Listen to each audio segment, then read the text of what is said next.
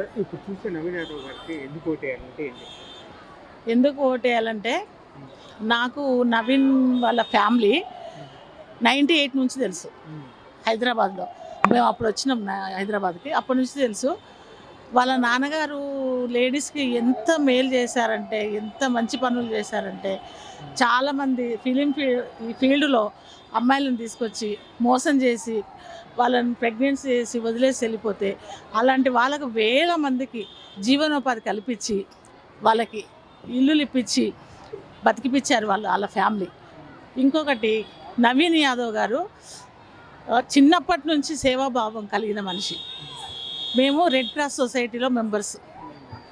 Red క్రాస్కు చాలా help చేశారు. తర్వాత వచ్చేసి 2 సార్లు కన్సల్టెన్సీ చేసి తను ఓడిపోయినా కూడా ప్రజల్లో ఉండి ప్రజలకి చాలా మేలు చేసి అందరి బాగోగులు చూశారు వాళ్ళు.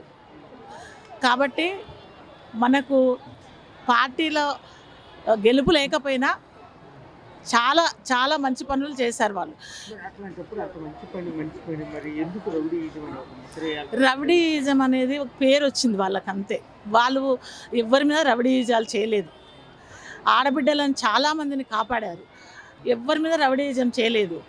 వాళ్ళు రియల్ ఎస్టేట్ చేసి సంపాదించుకున్న డబ్బు అది ప్రజాసేవ చేయాలని, ప్రజల కోసం ఉపయోగపడాలని వాళ్ళ తండ్రి గారు కానీ నవీన్ గారు కానీ చాలా ఉపయోగపడేటట్లు ఈరోజు సమాజంలో అందరికీ ఉపయోగపడే పనులు చేశారు. అదే మేడం, అదే విధంగా చూస్తే మీకు ఏదైనా ఆపద టైంలో ఉంది అంటే పలికే వ్యక్తి లేదా?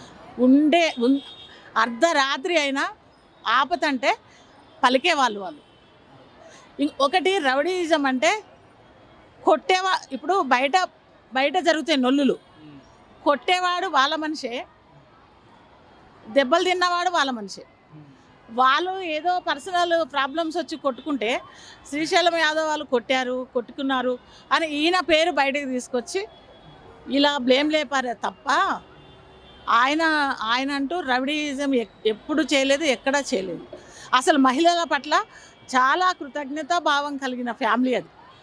చాలా అంటే నాకు తెలుసు, 30 ఏళ్ళ నుంచి, నాకు 30 ఇయర్స్ నుంచి తెలుసు ఆ ఫ్యామిలీ. మా పిల్లలు వాళ్ళ పిల్లలు సేమ్ ఏజీ. మేము అప్పటి నుంచి చూస్తున్నాము. ఈ రోజు వరకు వాళ్ళు ఎక్కడ రౌడీయిజం చేసినట్లు మేము చూడలేదు.